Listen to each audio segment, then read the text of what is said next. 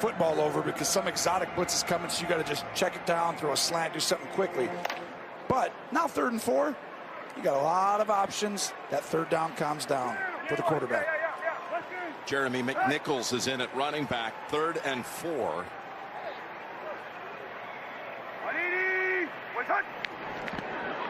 Tannehill's hit his first 6 passes, but this one's going the other way. It's Bowser with the interception, and the run back inside the 30 before Davis makes the tackle to end the return, and just the 4th interception thrown.